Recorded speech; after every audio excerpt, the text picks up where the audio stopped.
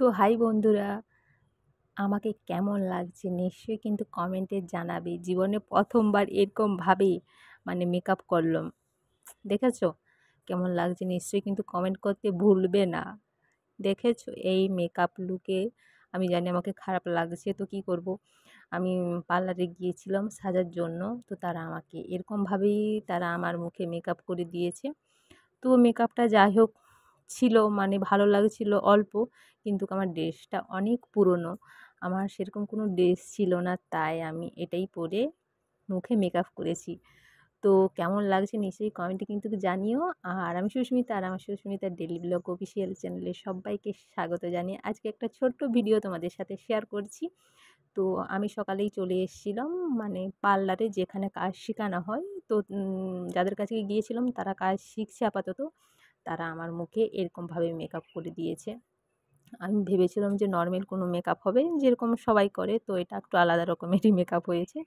তো পার্লারে যাওয়ার পরে সেখানে একটুও ভিডিও শ্যুট করতে আমি পারি না, তাই যখন বাড়ি ফিরে আসছি তখনই একটু তোমাদের সাথে শেয়ার করার জন্য একটা ছোট্ট ভিডিও শ্যুট করলাম। তোমরা তোমার ভালোবাসার মানুষগুলো, তোমাদের সাথে তো শেয়ার করতেই হবে যে জীবনে প্রথমবার এরকমভাবে সাজছি। তো কী করবো, টাকা পয়সা নেই, তো তাই পার্লারে যেয়ে সাজতে পারি না। তো বিনা ফকটে যেটা হয়েছে, এমনি তারা তারা কাজ শিখছে, যে দিদিভাইরা কাজ শিখছে, তারা আমার মুখে এরকমভাবে মেকআপ করে দিয়েছে। তো যাই হোক, যেটা পেয়েছি যেটা করেছি ওটাই আমার ভালো লেগেছে।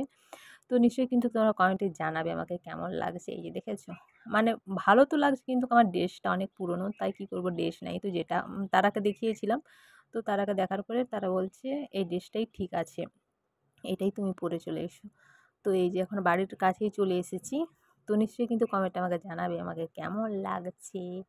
তো এই যে দেখেছো, চোখটা যেমন একটু সুন্দর লাগছে, আর ড্রেসটা পুরাতন, তো কী করবো বলো, যেটা আছে সেটা দিয়েই কাজ চালাতে হবে।